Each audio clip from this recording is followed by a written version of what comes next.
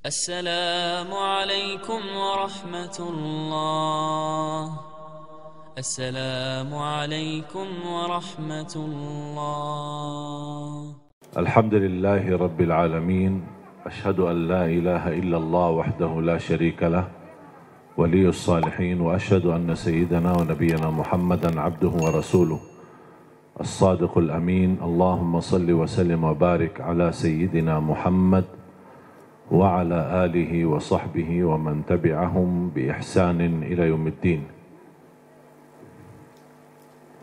سبحانك لا علم لنا إلا ما علمتنا إنك أنت العليم الحكيم.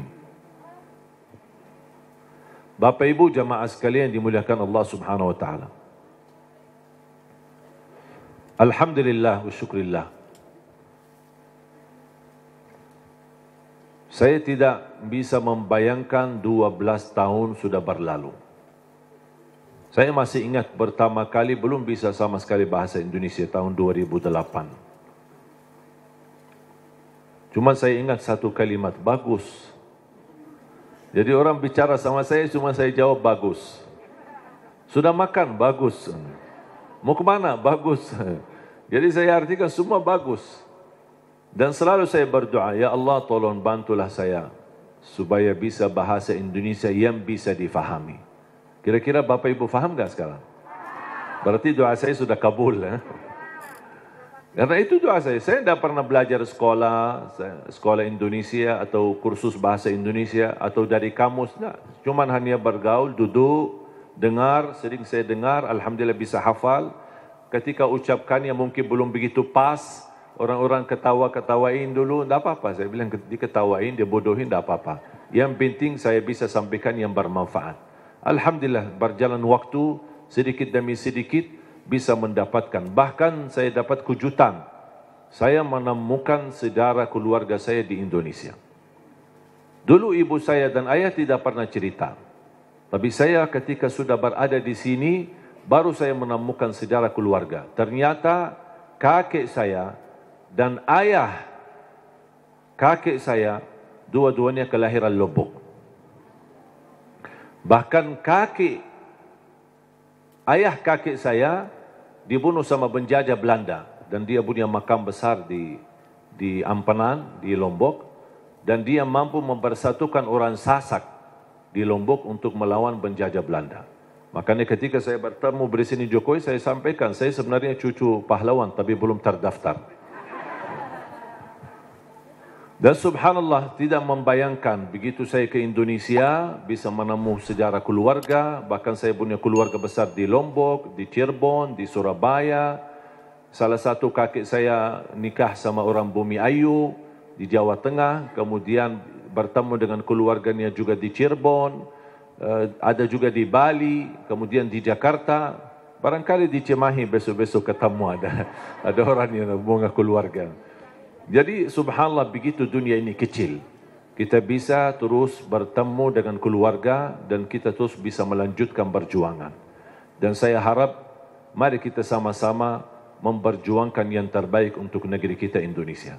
Karena mohon maaf, yang kita besok bawa pulang ada dua hal. Ketika kita mati, yang kita bisa bawa hanya amal saleh. Yang kedua, ketika kita mati, yang tersisa di dalam dunia ini hanya nama baik kita. Tidak ada yang lain. Ketika tersebut nama kita, semua orang mau mendoakan. Semoga Allah ampuni, ya Allah. Luar biasa perjuangan orang itu. Luar biasa dia memberi yang terbaik. Orang politisi, orang ekonomi, orang siapapun, dimanapun posisimu, tolong beri yang terbaik. Karena itulah yang akan mengharumi namamu ketika kita sudah besok meninggal dunia. Dan di alam kubur, yang masuk sama kita adalah amal salih. Di sambil kita beribadah. Dan selalu saya berkata, tolong kerja keras untuk duniamu dan kerja keras untuk akhiratmu. Jangan hanya akhirat tapi lupa dunia. Dunia harus maju, harus berhadapan, harus bisa menjadi terang menerang yang bisa membangun Indonesia. Dan bisa menjadikan Indonesia negara terhormat, bisa menjadikan Indonesia negara yang diperhatikan oleh dunia karena kemajuannya, kebersatuannya, Dan alhamdulillah kita diberikan banyak anugerah dari Allah Subhanahu wa taala. Dari hasil bumi, dari hasil tanam-tanaman, dari hasil luar biasa. Saya selalu berkata, wallahi negeri Arab kalah sama negeri Indonesia dengan sumber alamnya dan kekayaannya. Kalau dikumpulkan seluruh negara Arab, masih lebih kaya Indonesia. Mungkin karena kita tidak merasa kekayaan itu, mungkin karena belum bersyukurlah. Kekurangan syukur kita dan salah gunakan nikmat itu akhirnya tidak terasa. Padahal kekayaan yang Allah anugerahkan untuk negeri kita Indonesia luar biasa. Dan mudah-mudahan kita bisa dan mampu Allah hantarkan kepada kita insya-Allah seorang orang wakil rakyat di Dewan Pemerintahan, di Dewan DPR, MPR dan juga di DPRD. Mudah-mudahan semua orang-orang yang diberikan oleh Allah Subhanahu wa taala kemudahan dan kemuliaan yang mereka mampu menjalani tugasnya dan memberi yang terbaik, yang insya-Allah balasannya terharum nama baik mereka dan nama keluarga mereka dan mendapatkan balasannya di hari kiamat di hadapan Allah Subhanahu wa taala. 3 poin yang saya ingin sampaikan. Yang pertama, tolong jangan lewat 1 hari tidak membaca Al-Quran. Belum bisa baca, simak. Dengar. Masih merasa bacanya belum begitu lancar, tidak apa-apa, dengar. Karena pahalanya sama. Yang membaca maupun yang simak, pahalanya sama. Setiap 1 huruf dapat 10 kebaikan. Ini bukan kata saya, tapi kata Rasulullah sallallahu alaihi wasallam. Man qara harfan min kitabillah falahu hasanah wal hasanatu bi 10 amthaliha. Barang siapa yang membaca kitabullah 1 huruf saja dapat 1 kebaikan, dan 1 kebaikan pula dilipat oleh Allah menjadi 10 kebaikan. Alif lam mim bukan 1 huruf, tapi alif 1 huruf, lam 1 huruf, mim 1 huruf. Bayangkan jemaah, bismillahirrahmanirrahim 19 huruf dikali 10 190. Dari segi baca 19, tapi tulisan pahala 190. Dan setahu saya tidak ada amalan yang bisa memberikan pahala berhuruf hanya Al-Quran. Injil, Taurat, Zabur, Suhufi Ibrahim wa Musa, hadis Qudsi, hadis Nabawi, tidak ada. Salat 10 kali lipat, tapi dari total salat. Tidak dihitung setiap rukuk, sujud, bacaan dalam salat, tidak. Dihitung total salat. 5 waktu dapat 50. Sebagaimana diperintahkan di awal 50 kali salat.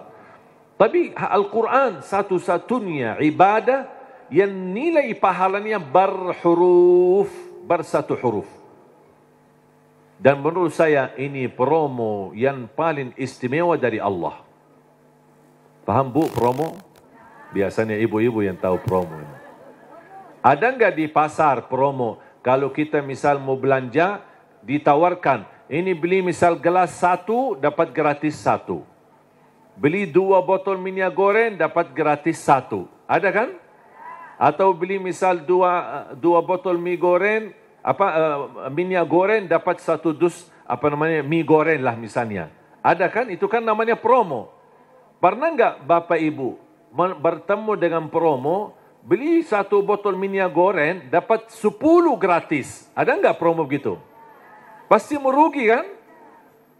Allah Subhanahu wa taala tahu manusia suka promo, makanya Allah tawarkan promonya. 1 huruf dapat 10 kebaikan. Tapi sayang sekali yang berlaku promo manusia, tapi promo Allah belum laku. Karena banyak kita manfaatkan promo manusia, tapi tidak memanfaatkan promo dari Allah Subhanahu wa taala. Bahkan berita gembira, ada orang berkata, saya sebenarnya ingin baca, tapi bata-bata bacaan saya. Saya takut salah, nanti malah dosa. Mendingan tidak usah baca. Itu alasannya karena berbata-bata. Ada berita gembira dari Rasulullah SAW. Rasulullah bersabda, "Walladhi yaqra'ul Qur'ana wa yatata'ta'u fihi wa huwa 'alaihi syaq lahu ajran." Barang siapa yang membaca Al-Quran, kemudian dia berbata-bata. Terima kasih ya Rasulullah. 1400 tahun yang lalu, nampaknya Rasulullah umatnya bakal banyak berbata-bata. Makanya sudah diberi solusi dari kemarin. 1400 tahun yang lalu. Barang siapa yang membaca Al-Quran, kemudian dia berbata-bata sambil berat, susah, sulit untuk membaca Al-Quran, tapi tetap dia mempertahankan dan terus dia melanjutkan sesuai kemampuannya, kata Rasulullah, falahu ajran, akan Allah berikan 2 kali pahala. Selain setiap satu huruf 10 kali lipat, dia dapat 2 kali pahala. Satu, karena dia mau membaca Al-Quran. Yang kedua, kesulitan yang dia hadapi, berbata-bata sambil berat, Allah hargai perjuangan itu, Allah berikan pahala. Berarti Bapak Ibu yang bersama Al-Quran, tidak ada yang merugi. Bahkan ada yang bertanya, boleh enggak saya baca Al-Quran, tapi saya tidak baca terjemahannya? Saya jawab, boleh. Ada orang tanya lagi, boleh enggak saya baca Al-Quran sampai khatam, tapi mohon maaf, saya tidak faham sama sekali? Saya jawab, boleh. Kenapa? Karena target baca Al-Quran kita ada 4. Ada 4 target. Pertama, baca walaupun tidak faham. Tetap dapat setiap satu huruf 10 kebaikan. Itu namanya standar. Walaupun tidak faham sama sekali. Karena Rasul menjanjikan pahala setiap satu huruf 10 kebaikan, tidak dikaitkan dengan faham. Target kedua, baca dan faham. Berarti ada upaya untuk memahaminya. Itu lagi lebih besar lagi pahalanya. Yang ketiga, baca, faham dan menhayati. Lebih lagi dahsyat pahalanya. Ada lagi yang keempat, baca, faham, hayati dan menamalkan. Kalau tidak bisa semuanya, jangan tinggalkan semuanya. Jangan gara-gara tidak bisa menamalkan malah tinggalkan baca. Tidak bisa faham malah tinggalkan baca. Tidak bisa menhayati malah tinggalkan baca. Standar baca. Tetap mendapatkan setiap satu huruf 10 kebaikan. Jelas? Yang kedua, usahakan jangan tinggalkan ayat kursi setiap habis salat. Semua hafal ayat kursi kan? Sering dibacakan habis salat? Atau kadang-kadang tertinggal? Selalu. Ibu-ibu bilang selalu. Pahalanya apa? Pahalanya apa? Kemarin saya tanya sama ibu-ibu. Selalu. Terus pahalanya enggak? Dia tahu amalannya tapi belum tahu pahalanya. Saya kasih tahu pahalanya. Qala Rasulullah sallallahu alaihi wasallam di hadis yang sahih, man qara'a ayatal kursi dubura kulli salatin laisa bainahu wa bainal jannati illa an yamut. Barang siapa yang membaca ayat kursi setiap habis salat, dijamin masuk surga, tidak ada sesuatu yang mampu menghalanginya. Allahu Akbar. Tak ada sesuatu yang mampu menghalanginya, jaminan masuk surga. Cuma baca satu. Saya ketika baca hadis yang sahih ini, saya berfikir, ya Allah, ini satu ayat aja jaminan masuk surga. Gimana 30 juz Al-Quran? Ini baru satu ayat. Gimana kalau orang rutin baca sampai khatam Al-Quran? Selain ayat kursi setiap habis salat, tolong usahakan tutupi harimu dengan baca surat Al-Mulk.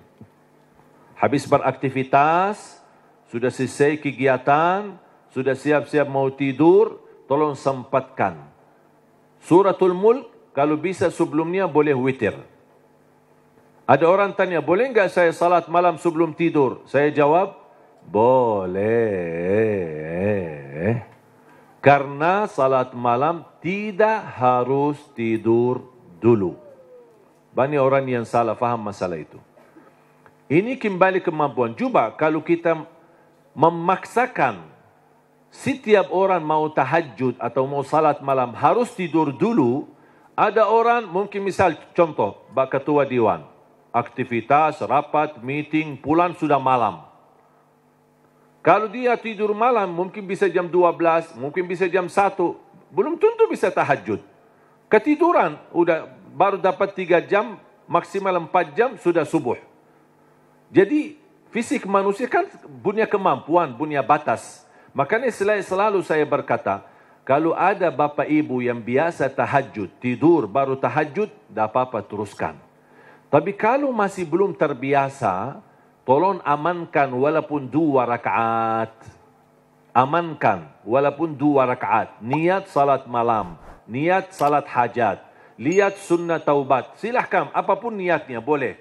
Habis salat 2 rakaat, tambah 1 rakaat witir boleh, atau 3 rakaat. Sekali salam witir, atau bisa 2 rakaat salam baru 1 rakaat. Terserah, mau 3 sekaligus, 1 kali tahiyat, atau bisa dipisahkan 2 baru 1.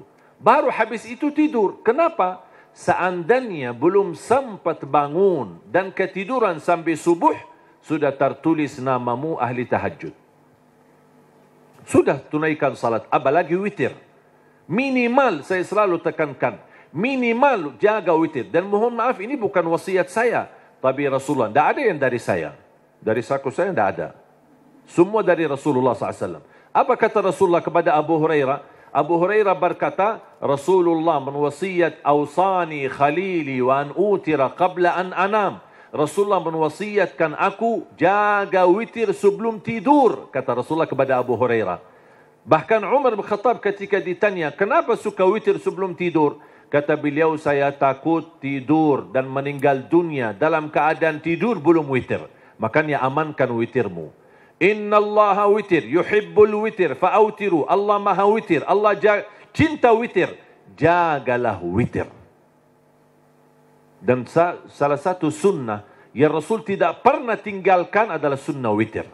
Tidak pernah tinggalkan, sehat, sakit, musafir, dimanapun berada. Selalu jaga witir. Dan sunnah yang kedua, sunnah subuh. Sesudah azan, sebelum salat wajib, ada sunnahnya. Bahkan di menurut mazhab Abi Hanifah, sunnah subuh itu dianggap wajib. Selain Abu Hanifah dianggap sunnah. Memang dia sunnah, tetapi hampir sunnah, tapi martabatnya seperti martabat wajib. Karena sunnah subuh, pahalanya lebih besar daripada dunia dan seisinya. Saya berkata, subhanallah, ini baru pahala sunnahnya. Kira-kira gimana yang wajibnya salat subuh? Habis sudah laksanakan witir, mau tidur, tolong bacakan suratul mulk. Belum lancar bacaanmu, setelkan. Dari HP boleh, atau CD murattal, suratul mulk, atau dari YouTube. Sudah alhamdulillah puluhan bahkan ratusan ribu murattal. Tinggal milih apa yang kita suka. Sambil kita di tempat tidur, berbaring, kita bisa dengar suratul mulk. Kenapa disuruh baca suratul mulk? Apalagi di ujung aktivitas kita, seandainya malam itu meninggal dunia, sudah dapat jaminan selamat dari siksa kubur. Suratul Mulk, jaminan selamat dari siksa kubur. Yang terakhir, sedekah.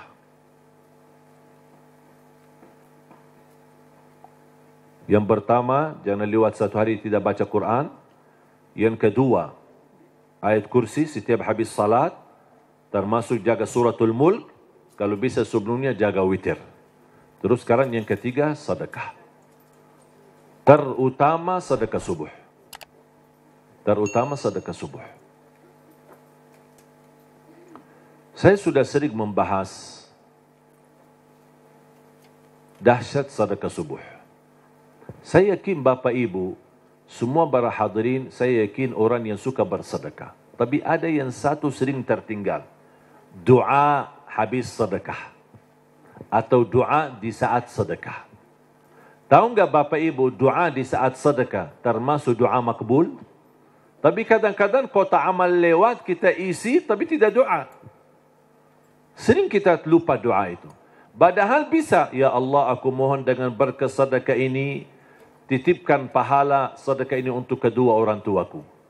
Ya Allah aku mohon dengan berkat sedekah ini, sembuhkan penyakitku kalau lagi sakit. Ya Allah dengan berkat sedekah ini, mudahkan urusanku. Apapun hajat kita, luar biasa dahsyat sedekah. Termasuk sedekah subuh. Dan saya sudah buat ada tausiah, ceramah. Mungkin Bapak Ibu nanti habis acara berkenan, bisa lihat di channel YouTube kami, namanya Dahsyat Sedekah Subuh. Saya sudah bahas satu tausiah khusus hanya membahas keutamaan dan manfaat daripada sedekah subuh. Dan sedekah setiap waktu dan setiap saat ada manfaatnya. Tapi lebih istimewa di waktu subuh, itu lebih dahsyat. Bisa Bapak Ibu, saya tidak akan bongkar apa isinya dan apa rahasianya. Bisa Bapak Ibu nanti lihat di YouTube. Sedekah menjaminkan husnul khatimah. Sedekah menjaminkan selamat dari kematian kecelakaan. Sedekah menjaminkan selamat dari kematian kebakaran. Sedekah menjaminkan selamat dari kematian mendadak. Sedekah menjaminkan selamat dari su'ul khatimah. Sedekah menjaminkan kesembuhan penyakit. Sedekah menjaminkan memadamkan kemurkaan Allah. Dan sedekah menjaminkan ampunan dosa. Sedekah menjaminkan terkabul doa. Makanya ketika bersedekah jangan lupa berdoa. Apalagi di saat sedekah subuh. Dan cukup ketika bersedekah sebut satu hajat. Jangan habis salat subuh mu isi sedekahnya koin tapi doanya sampai terbit matahari. Malu sama Allah, ku kelamaan, kata malaikat, apaan, ku doanya panjang banget. Padahal sedekahnya baru koin aja. Tolong disesuaikan, satu kali sedekah, satu kali hajat. Dan selalu dalam kebaikanmu, sisakan dalam doamu, jangan lupa doa untuk orang tua. Saya sudah belajar, apapun yang saya amalkan, apapun amalannya, di ujung saya amalkan itu, saya selalu berdoa, ya Allah aku mohon titipkan pahala amalan ini untuk kedua orang tua. Saya selesai tausiah, pas pulang, ya Allah aku mohon titipkan pahala tausiah ini untuk kedua orang tua. Habis ngaji, ya Allah aku mohon titipkan pahala ngaji saya untuk kedua orang tuaku. Habis salat, ya Allah aku mohon titipkan pahala salatku untuk apapun amalannya. Apapun, saya sudah belajar menjadi salah satu upaya berbakti baik sama orang tuanya. Karena berbakti baik sama orang tuanya, walaupun mereka sudah meninggal atau di posisi yang jauh, tidak bisa bertemu setiap waktu dan setiap saat, melalui doa, insya Allah terhitung sebagai berbakti baik. Ada seorang bertanya, kalau orang tua saya sudah tidak ada atau sudah meninggal gimana? Apakah saya masih punya kesempatan berbakti baik? Saya menjawab, masih punya kesempatan. Ada dua amalan, sedekah dan doa, bisa menjadi bermanfaat untuk orang tua kita. Dan semoga kita bisa bersama-sama, kita selalu niatkan dan doa untuk orang tua. Mudah-mudahan kekurangan kita di masa mereka berada, mungkin kita sebagai anak, namanya anak muda, di masa dulu mungkin banyak membuat orang tua sakit hati, menyakiti perasaan mereka. Namanya anak-anak, tidak merasa dan tidak menyadari. Makanya ayo mari kita sama-sama memperbaiki. Semoga semua dosa-dosa kita di hadapan orang tua dan terhadap orang tua mudah-mudahan diampuni oleh Allah Subhanahu wa taala dan dijadikan kita orang yang berbakti yang mendapatkan pahalanya di sisi Allah Subhanahu wa taala. Amin ya rabbal alamin. Mudah-mudahan insyaallah menjadi saksi bagi kita semua dan mudah-mudahan menjadi amal salih yang bisa menyalurkan pahala yang tidak terputus sampai hari kiamat. Amin ya rabbal alamin. Mari kita sama-sama berdoa. Bismillahirrahmanirrahim. Alhamdulillahi rabbil alamin. Allahumma salli ala sayyidina Muhammad wa ala ali sayyidina Muhammad. Allahumma ya Allah ya dzal jalal wal ikram. Berilah kepada kami petunjuk pada jalan yang lurus. Hidupkanlah kami dalam keadaan iman, wafatkanlah kami dalam keadaan Islam. Akhiri hayat kami dengan husnul khatimah. Jadikan kami semua serta keluarga kami ahlul Quran, pencinta Al-Quran, penghafal Al-Quran, yang mendapatkan syafaatnya Al-Quran. Ya Allah, lancarkan upaya dan ikhtiar Majlis Nurun Nisa ini bersama yayasanmu di luhur. Ya Allah, jadikan perjuangan mereka menjadi amal salih yang diterima di sisimu. Dan jadikan tempat ini menjadi tempat pusatnya cahaya yang menyebarkan rahmat lil alamin, yang membawa keberkahan, yang menjadi pusat pendidikan agama, yang bisa memfasilitasi akhlak yang mulia ya rabbal alamin. Allahumma ighfir lana wa liwalidina wa li jami'il muslimina wal mu'minat al ahya'i minhum wal amwat. Allahumma ya Allah, atas izinmu kami bersama-sama bertemu di majlis ini, di dalam acara ini. Anugerahkan kepada kami kemuliaan, sama-sama bertemu kembali di dalam surgamu ya Allah bersama Nabi Muhammad sallallahu alaihi wasallam. ربنا تقبل منا إنك أنت السميع العليم وتب علينا إنك أنت التواب الرحيم. ربنا آتنا في الدنيا حسنة وفي الآخرة حسنة وقنا عذاب النار. وصلى الله على سيدنا ونبينا محمد وعلى آله وصحبه وبارك وسلم، والحمد لله رب العالمين.